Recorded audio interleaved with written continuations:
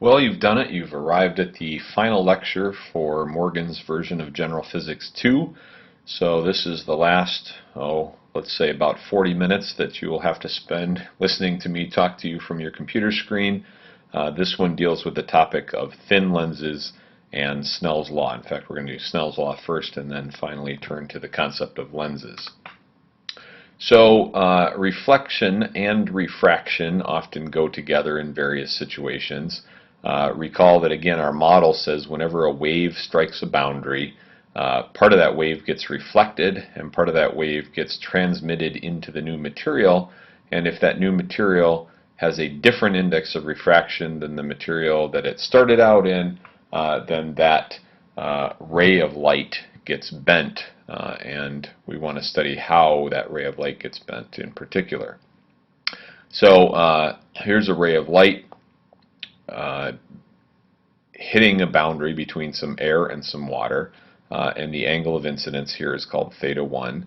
A portion of that light is reflected at that boundary, and that angle would be equal to the angle of incidence. But a portion of the light would be sent into the water. It would be refracted in doing so, and it gets bent down toward this normal line. So theta 2 is going to be smaller than theta 1. If I take my convenient handy-dandy underwater flashlight down into the water and do the reverse, so I shine light up toward the surface, again, portion of that light will be reflected within that material, and those angles of incidence and reflection, are equal to one another. But the ray that makes it out into the air is bent, and because it's going from a more dense to a less dense medium, it actually gets bent further away from this normal line. So theta 2 in this case is bigger than theta 1. Well, where is this relevant? In a few places in your life. If you drive with a mirror that doesn't self-adjust for day-night driving, and you have that little tab that you have to flip up and down, what's going on there? Well, it's not as exaggerated as this diagram shows, but your rear view mirror is actually a wedge of glass that has different thicknesses at the top and the bottom, and the mirrored surface is a silvered piece of metal on the back of that glass. So in the day, you have light from the car light from behind you coming and striking this mirror. A small portion of it gets reflected off of the surface of the glass. Again, glass is pretty transparent, so most of it goes through, reflects off the silvered surface, and then makes its way back into your eye. But if you flip the tab for night driving, you can change the angle of the mirror such that the light from the car behind you, the portion of that light that's now entering your eye, is only the small portion that reflects off of the front surface of the mirror rather than the silvered back part of the mirror, and you're sending most of the light that's reflecting off the mirror somewhere else in the car besides into your eyes. So we know a rule about the angle of reflection relative to the angle of incidence. Those angles are equal to each other. What about the angle of refraction? Well, I have bad news. It will not be as easy or as straightforward as the angle of reflection rule, but it's not terrible. We can deduce Snell's law by thinking about a ray traveling into a new material or a series of wave fronts which are themselves perpendicular to that ray traveling into a new material. So I have fast-moving wave fronts with a larger wavelength in medium 1, get into medium 2, the ray bends, the wave fronts bend, and the wavelength between wave fronts gets smaller. Well, I'm going to draw a couple of triangles here. Theta 1 here is the same as the angle of incidence, because the angle of incidence plus this angle down to the ray, or to the wavefront, has to equal 90 degrees. Similarly, the line between normal and the surface has to equal 90 degrees, so theta 1 here has to equal theta 1 here. And then I'm just going to call this distance that these two triangles share in common h, which is the hypotenuse of these right triangles. And this opposite side is lambda 1, the wavelength of the light in medium 1. On the gold triangle here, again, I have side h. Theta 2 is my angle of refraction. It's the angle that the ray is sent relative to the normal line in medium 2. And this opposite side of the triangle is the wavelength to lambda 2. So what can we do from this? Well, we know opposite sides and hypotenuses, and that would suggest the sine function. So the sine of theta 1 is equal to the wavelength in medium 1 divided by that common side h. Well, the wavelength in medium 1 is equal to the speed of light in medium 1 divided by f, the frequency. This just comes from the wave speed equals frequency times wavelength definition. That's over h. So I can rewrite this, if I don't like fractions of fractions of fractions, as the speed over h times f. Let's do the same thing with theta 2 in the gold triangle here. Sine of theta 2 is lambda 2 over h. Lambda 2 is the speed of light in medium 2 divided by f over h. Notice, however, though, that f is the same in both of these, because the one thing that doesn't change as waves are transmitted from one material to another is the frequency of that wave or the period of the wave. Take your pick. So I can rewrite that as the speed in material 2 over hf. And that means I can write that 1 over hf is equal to the sine of theta 1 over v1. It's also equal to the sine of theta 2 over v2. In other words, hf is the common thing in both of these equations. And so I'm eliminating h and f in this particular situation. And the speed is v1 and v2, but I can mathematically multiply both of these sides by the speed of light. Why not? Seems reasonable. C is again the standard symbol for the speed of light. And you may recognize the ratio of the speed of light in a vacuum to the speed of light in a material here as the index of refraction of that material. So here it is again. This is going to be the index of refraction of material 2, and the other one is going to be the index of refraction of material 1. And I arrive at this final form, which predicts the angles of refraction relative to the angle of incidence, and it relates those angles in the materials as well.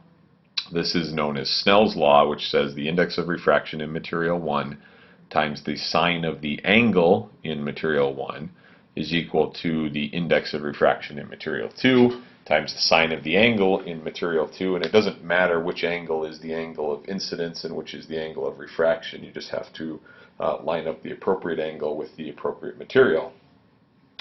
It's a bit of a geometric argument, certainly on this page. In lab, you should have derived this expression as well by looking at the ray moving through the little optics light table that allows you to measure the relative angles. So, a sample problem dealing with refraction. The drawing shows a ray of light that's traveling through a gas. So the gas has an index of refraction of 1. And then it goes into a solid material, which has an index of refraction of 1.55, and finally into a liquid material, which has an index of refraction of 1.4. At what angle theta does the light enter the liquid? Well, let's go ahead and solve that. We would first look at the gas-solid interface. That's the first boundary that this light travels through. Comes in at an angle of 35 degrees, and it leaves at some other angle in a material that has an index of refraction of 1.55. We can apply Snell's law to figure out what theta in the solid is. That says the index of refraction in the gas times the sine of the angle in the gas equals the index of refraction in the solid times the sine of the angle in the solid. Plug in the numbers here. The index of refraction in gas is 1. The angle in gas is 35 degrees. The solid is 1.55 for the index of refraction, and the angle is unknown. But that means the angle is the inverse sine of all of the rest of that stuff, and you work it out to be 21.7 degrees. Well, if it's 21.7 degrees right here, that means since these two faces of the solid are parallel to one another, that the angle of incidence, when the light now is going from the solid into the liquid, is also going to be 21.7 degrees. So now we need to find the final angle of refraction by looking at the solid-liquid interface. And if we look at the solid-liquid interface, 21.7 is the angle that's coming in. It's going out at some other angle, theta. We again apply Snell's law and label the solid and the liquid part of Snell's law. And that means that theta in the liquid is the inverse sine of 1.55 times the sine of 21.7 all over 1.4. That works out to be about 24.2 degrees. In this particular situation, you can actually get away with ignoring the solid, because if you think that n gas times sine theta gas equals n solid times sine theta solid, over here we've got n solid times sine theta solid equals n liquid times sine theta liquid. You could eliminate the index of refraction of the solid times the sine of the theta in the solid in this particular problem, because it ends up to not affect the final answer. That's only because these two sides are parallel to one another, by the way. If they were different angles, you'd have a little bit more geometric work to do. So here's a conceptual question. The drawing shows 4 different situations in which a light ray is traveling from one medium to another. Without doing any calculations, but noting the relative size of the angles of incidence and refraction, decide which, if any, of these show a refraction that would actually be physically possible.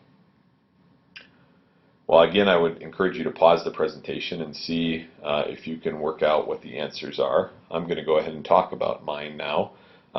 If you travel from a material with a index of refraction to a material with a higher index of refraction, that's going into a more optically dense material. And when light travels into a more optically dense material, it gets bent toward the normal line. And so diagram A shows a situation that is perfectly possible. The light goes from a large angle of incidence here to a smaller angle of refraction in the material that has a larger index of refraction. In B, I'm going again from lower index of refraction to higher index of refraction. So I would expect the ray to get bent more toward the normal. But if you extend the ray out here, it actually gets bent further away from the normal. So situation B is not physically possible. Situation C, I'm going from a high index of refraction to a lower index of refraction. And that is a situation where I expect the ray to get bent further away from the normal than it was. And that is consistent. So C seems to be possible. D can be a little tricky because it looks like, well, I'm going from a high index of refraction to a low index of refraction, so it should get bent further away from the normal, and indeed it is, but you've got to be careful. What is the angle of incidence in this case? And because that incident ray is coming directly along the normal line, the angle of incidence is 0. The sine of the angle of incidence is also 0, and so that means the angle of refraction should also be 0. So this ray should continue in a straight line. Hence the only actual possible ones are situation A and situation C. There's another phenomena that we'll just spend a couple of minutes pointing out. That is the idea of total internal reflection. So when light passes from a medium of larger index of refraction to one of smaller index of refraction, the refracted ray gets bent away from the normal line again constructed relative to that boundary. And as the angle of incidence increases, so does the angle of refraction. If you reach a critical angle, the angle of refraction is actually 90 degrees. So what do we mean by this? Well, here is in picture A, my incident ray coming in at theta 1. The reflected ray going bounced out at theta 1 as well, and the refracted ray being bounced at an angle greater with respect to the normal than the incident ray was, so theta 2 is a bigger angle than theta 1. When I get to situation B, if I keep increasing the angle that the incident ray strikes the surface at, I will get to a situation where the light strikes, it's reflected, but the angle in the air, or whatever, I guess it's air in this particular picture, is exactly equal to 90 degrees, because the angle out here in the air always grows larger than the angle of incidence in the water. So this angle where that happens is known as the critical angle, and if you go beyond the critical angle here, with light traveling at a greater than critical angle in the water, the light will entirely be reflected back into the water, and none of it will be transmitted out into the air. Not sure what context this is actually useful for in water, but it is very useful in building fiber optic cables, which are used to transmit signals using little beams of light. As long as you send those beams of light into the fiber optic cables at large enough angles relative to the boundaries, the light all stays in the cable and can be transmitted across great distances, in fact. So when the angle of incidence is greater than the critical angle, we get no light refracted. This phenomena gets called total internal reflection. Let's think a little bit now about light passing through a prism. A prism is just kind of a generic term for a transparent piece of plastic or glass. Most of us think of prisms, I think, in this triangular fashion, but they don't have to be triangular. Light entering a prism, though, is refracted twice. So it gets refracted once going through this boundary from air into glass, and it gets bent down toward the normal, travels across the triangle, strikes another boundary, and now as it goes back into the air, it gets bent away from the normal. So the net result is the light essentially gets curved through this triangle by the refraction events that happen at both of those interfaces.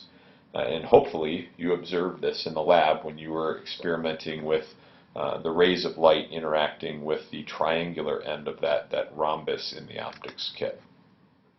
Well, the amount that light actually gets refracted happens to depend on the wavelength. So if you do this with white light, you can sometimes observe dispersion.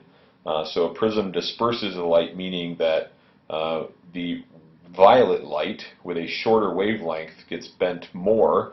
The red light with a longer wavelength gets bent less, and so we send in incident white light, but the prism essentially splits it up into all its constituent colors.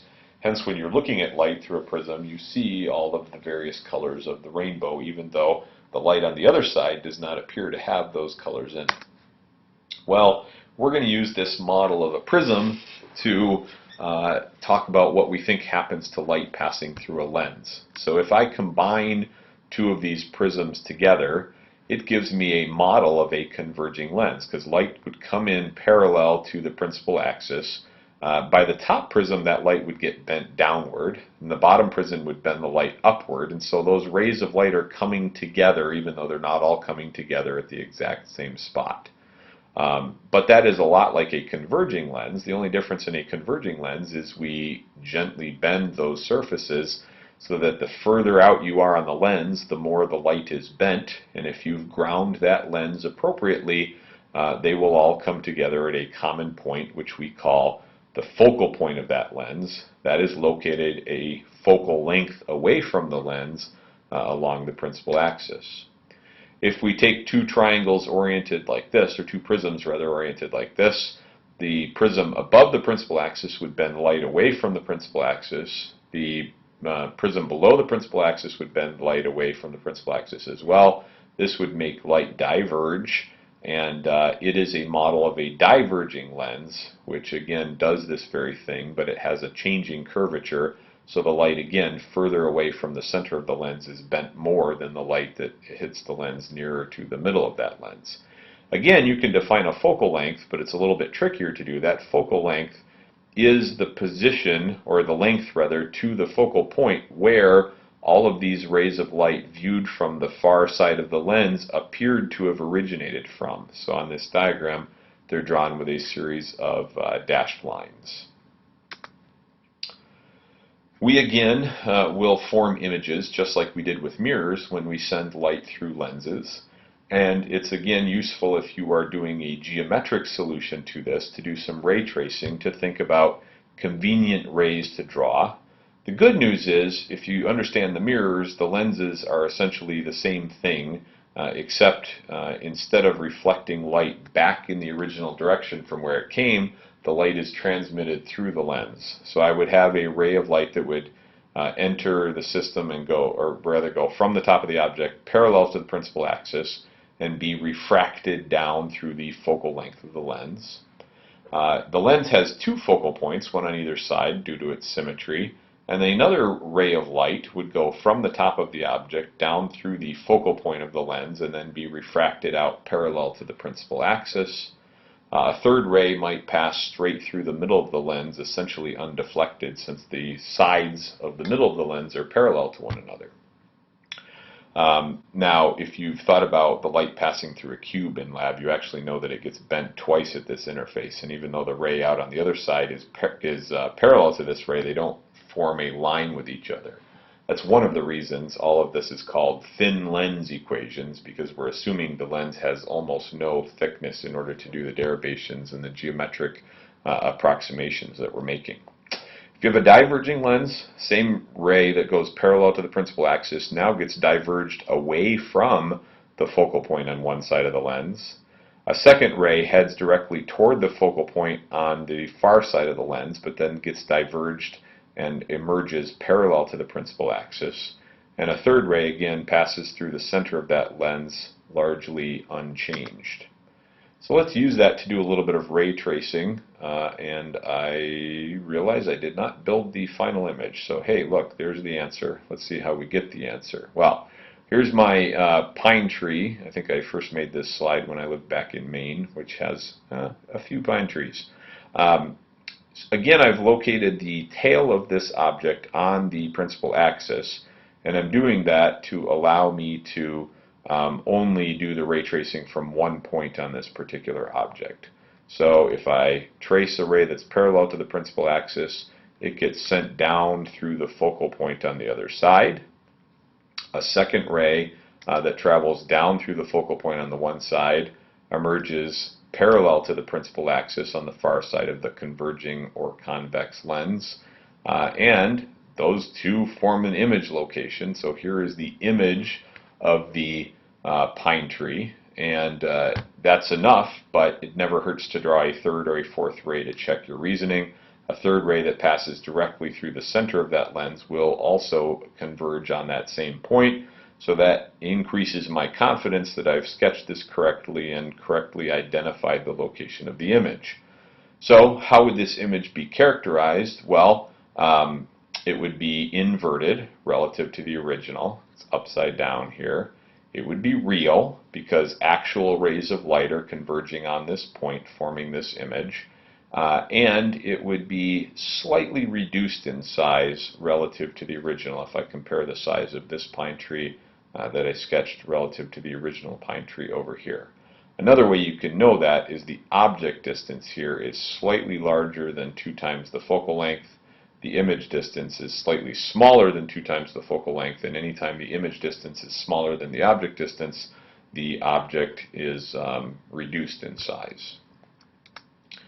We can do a similar tracing with a concave lens, kept the pine tree in the same location, and I still have a ray that would go parallel to the principal axis, but this ray would emerge as if it came from the focal point on this side of the lens. And in fact, let's go ahead and sketch back what that looks like. So that is where that ray appears to have come from. If I sketch another one that's heading directly toward the focal length on the far side of the lens, it will emerge parallel to the principal axis on the far side. And notice these two rays are not coming together. I'm not going to form any real image over here because I can't get those rays to come together on that side.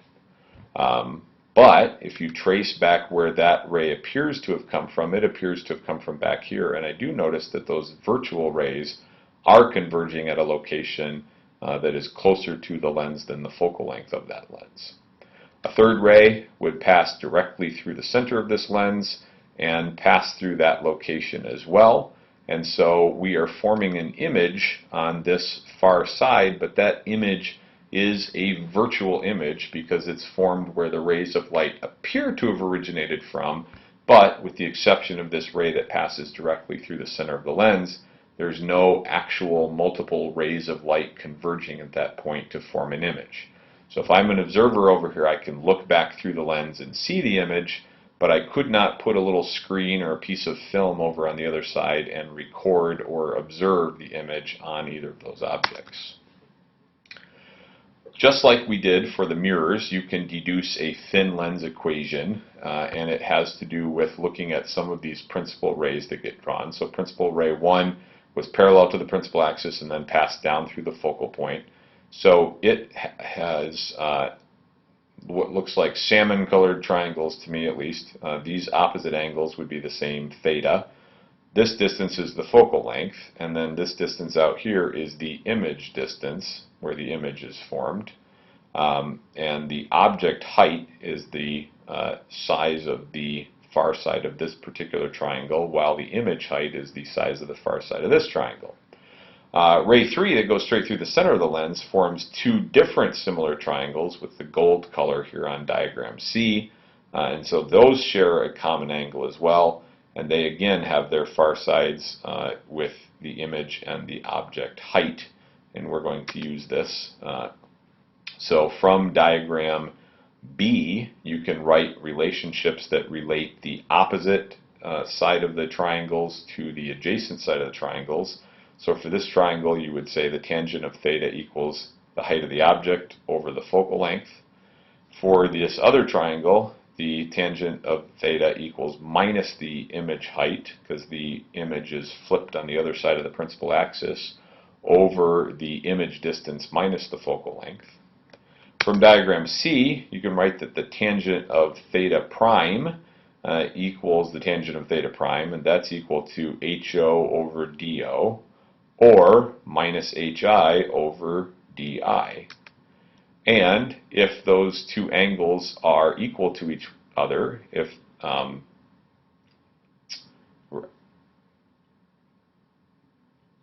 sorry about that. Don't need these angles to be equal to each other. Had a momentary lapse of thinking about this.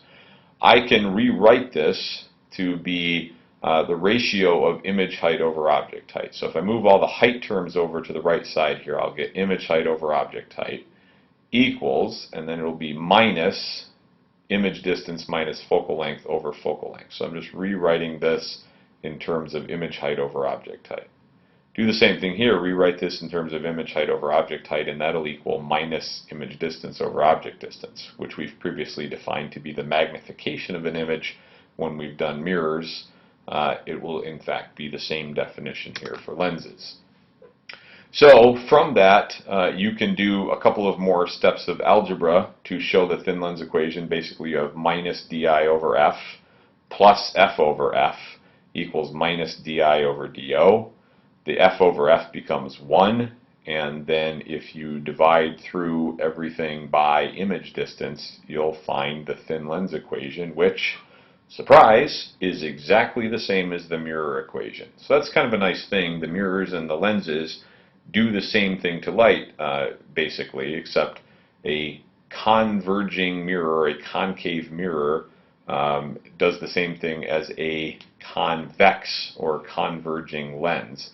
It's just that in the mirror, light gets sent back in the original direction from which it came. In the lens, it is transmitted through to the other side. Similarly, we can use the exact same definition of magnification for thin lenses as we did for mirrors, and that is the magnification is the ratio of the image height to the object height, or the negative of the ratio of the image distance to the object distance. So we had this slide in the past, but now we've added a column for thin lenses. Notice, however, that the pattern is essentially the same. Thin lenses, the focal length is considered positive if you have a convex or a converging lens. The focal length is negative for a diverging or concave lens. But all the rest of these signs conventions are the same. If you have a real object, it is a positive object distance, and 98% of the problems have real objects in them. You only wade into virtual objects when you have series of lenses or series of mirrors where light is passing through. Negative if you happen to have a virtual object. If your image distance is to a real image, the image distance will be positive. If you form a virtual image, like we did in the second ray tracing example, and you calculated that image distance, that quantity would be negative. And magnification is positive if the image is upright and negative if the image is inverted. So even though it looks like we've doubled the information here, we've really done no such thing. That the lenses act exactly like the mirrors in terms of the way they interact with light, with the exception of one bends light and lets it through, one reflects light back in the other direction.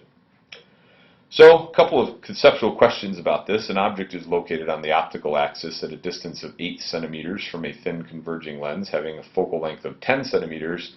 The image of the object is real or virtual, and then will be upright, inverted, smaller, bigger, etc. All right. Well, I say this is a conceptual question, but there are actually numbers involved, and you can do a calculation if you would like to. Again, we've got our thin lens equation and our magnification equation. But the object distance is smaller than the focal length. And if the object distance is smaller than the focal length, you are going to get a negative image distance every time you do this. And the negative image distance would automatically cue me into the fact that the image formed will be virtual. So anytime you have an object that lies within the focal length of the lens, you will form a virtual image. Is it going to be upright, bigger, smaller than the object? Well, some numbers might be useful in doing that. If you, in fact, calculate out what the image distance should be, you would have, let's see, 1 over the image distance equals, or plus rather, 1 over the object distance, which is 8, equals 1 over the focal length, which is 10. And that means the image distance is equal to the inverse of 1/10 minus 1/8. So that is, let's see,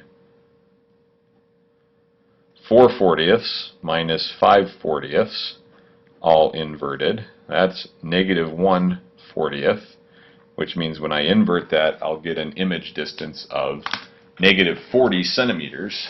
And negative 40 centimeters plugged in for an image distance here is going to tell me that the magnification is going to be much larger than 1, at least in magnitude. Because the image distance will be negative, that negative combined with the negative out front here will give me a positive magnification. So the image is virtual, it is upright, and it is larger than the object, which means option 6 is correct. Here's another one. I'm not sure why I left the equations on this slide because they're actually not necessary to answer this question. An image is formed by a converging lens. Suppose the bottom half of the lens were covered as shown. What happens to the image? So if I block out half of the lens, what happens to the image? Hopefully you've seen this either in the lab or in the tutorial, but most people predict you block out half of the image, and that is in fact incorrect. All you do is make the image dimmer. You are just stopping half of the light from moving through the system, but light from every point on this object can still pass through the lens. There are thousands of rays of light that are coming off the bottom of this arrow that will pass through all points on the top of this lens and then be bent and converge over here at the image location. And the same for every point along this. So all blocking part of the lens does is dim the image, just like making the slits narrower in our wave light experiments made the light dimmer in those experiments. So we're going to conclude this discussion by thinking a little bit about the operation of the human eye. I will confess right up front that we're not going to treat this like a biologist might. A physicist's approximation of a human eye is very, very basic. We're thinking about primarily the lens properties of the eye. So here's a physicist's simplification. The eye is essentially a round bag of water. Yes, it has a complicated biology to it, but we're treating it as a ball of water with a lens on the front of that ball of water. But unlike the lenses that we worked with in lab, the eye can change its focal length. So the lenses in lab, which have set curvatures, however they were ground, have a fixed focal length.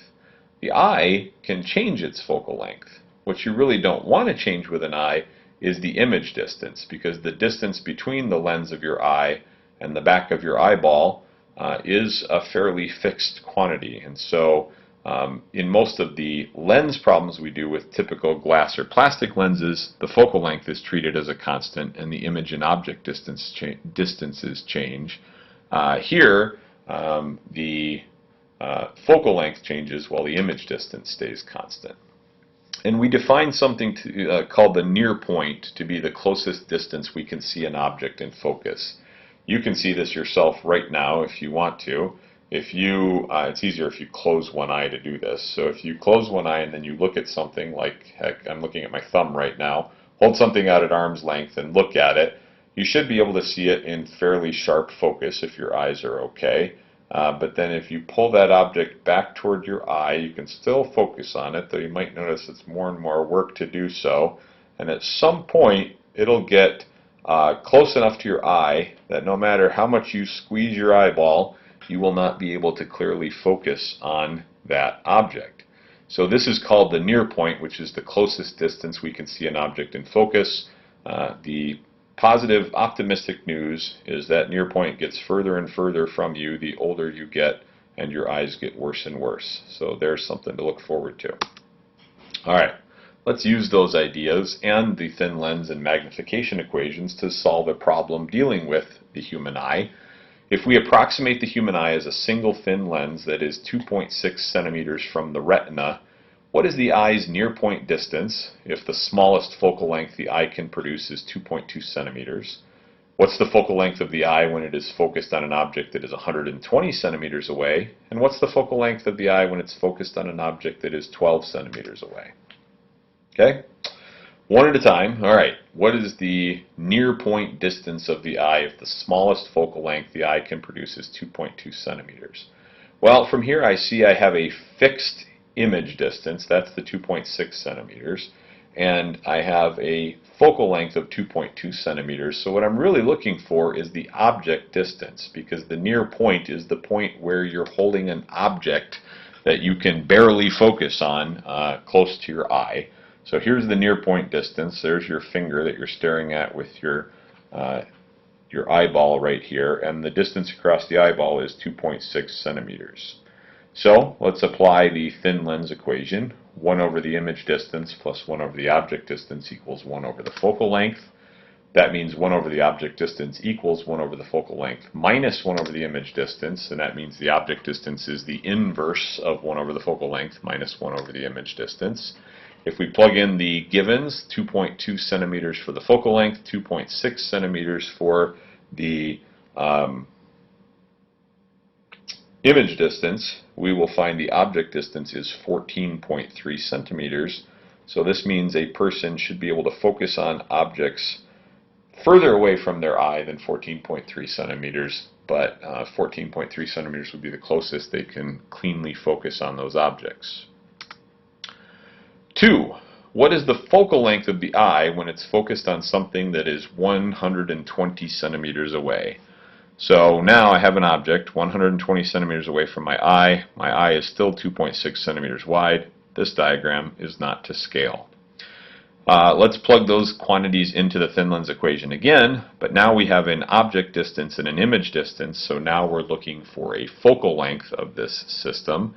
And the focal length is the inverse of 1 over the image distance plus 1 over the object distance. If we plug in numbers there, 2.6 centimeters is our image distance, 120 centimeters is our object distance, and we find that the focal length is 2.54 centimeters. So notice that the focal length has changed. Here when I'm staring at something that was 14.3 centimeters away from my eye had a focal length of 2.2 centimeters. Now that I'm looking at something that is 120 centimeters away, it is 2.54 centimeters. So it's not a vast difference in the curvature of the lens of the eye that's needed, but it has changed. And in fact, if you keep making this 120 centimeters bigger and bigger and bigger, heck, let's go crazy. Let's make it infinity. If you do 1 over infinity, so you're looking at something at infinity and beyond, 1 over infinity is 0, so that would predict that the focal length of your eye would be 2.6 centimeters, which is the same as the image distance. So if you are looking at something very, very far away, your eye would have a focal length of 2.6 centimeters, and then it adjusts to 2.2 centimeters when you bring in something as close as it can to your eye.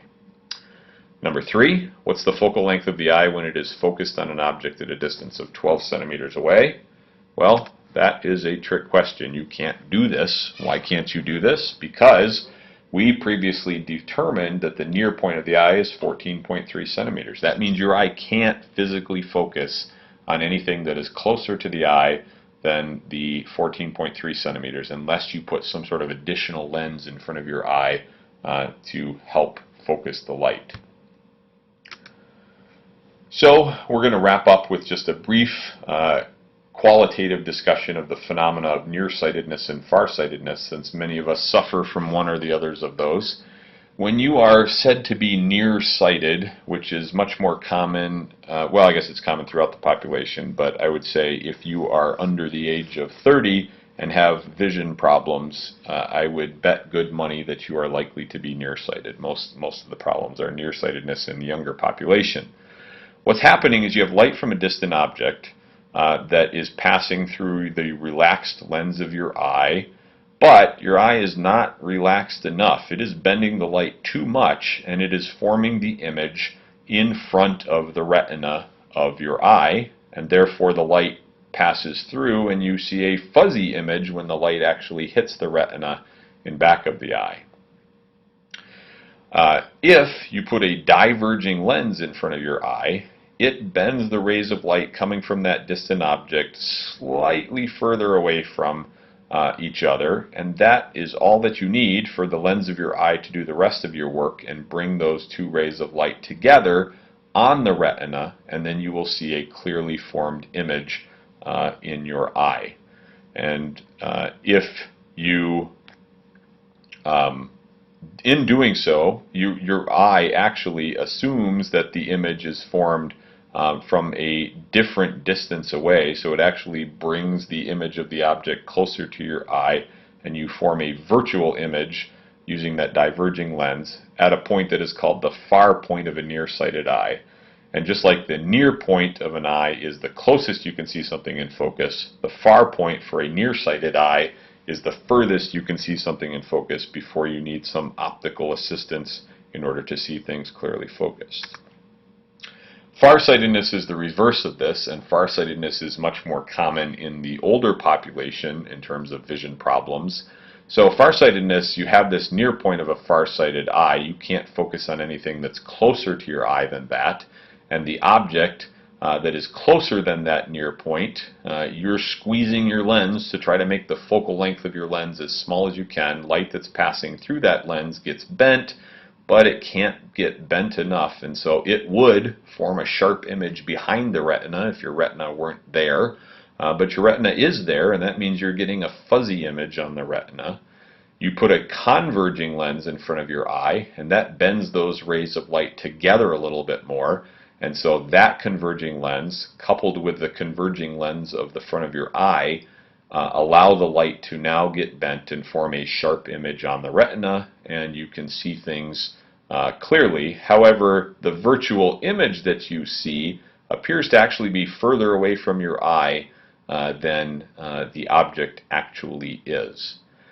Farsightedness gets more common as you age because it comes from the inability to squeeze your lens enough to make that focal length small, and you experience that when the muscles in your eye atrophy as you age and you are less and less able to do that lens squeezing. So there again is your optimistic message to carry forward into life. This concludes this lecture and the lecture series that accompanies General Physics 2. As always, I'm hopeful that this was a helpful resource for you. If you have questions about it, I would certainly welcome you asking those. And if you've noticed any errors in the presentation, I always appreciate having those pointed out as well. Thanks.